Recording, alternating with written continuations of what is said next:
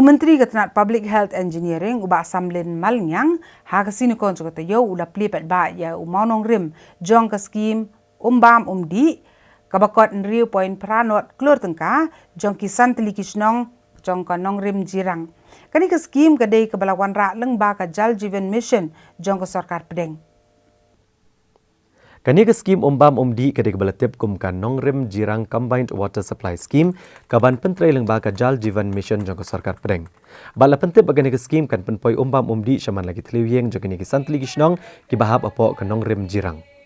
Menteri Ketenat PHE ulalet play mau nongrem banyo sedang traino kini ke skim ha ka jingidon lang UMLA kathan uba sustenance sotun UMDC uba Victor Rani ka Deputy Commissioner ikong RM Korba Additional Chief Engineer ke PHE ubah CR Chalam bat kiwe-kiwe. Haba jingkran ke jingelang belengkot menteri ulapan pawe ke jingkemen banyo yo kejat akan kathan bat banedan bentah ke ban pedurlong ya ke jing angnut jinginong syong kathan banyo ke umbam umdi ke bakhoj bat ke bapaho. Menteri ula airu ke jingero UMLA ubla trishitom ban penyo ke skim ha ka constituency jong u. Haga juga por menteri ula kentu ya ketenat PHE bagan penstetno ke jing pentrai ke skim bat ban pendap ya ka hapok ke senam arhajar arpuar.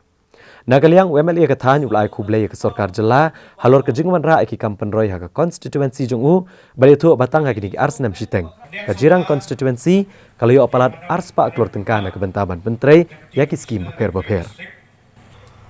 ka sanction jong di skim kalau ka pahe hadu riu krur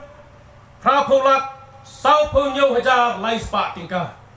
da kenya jing don ki nong song bat kapisa kala he palat kapisa dan doi MLA jo piu it palat wong ai nak ai sa da he ru da khindiat ki brio ane la ai karpang ya kani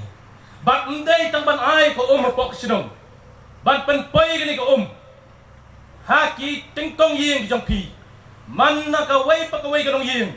kinyo i bakari ka skim kan sa poi ko shor ha jing bu la ne haplaw ying jong pi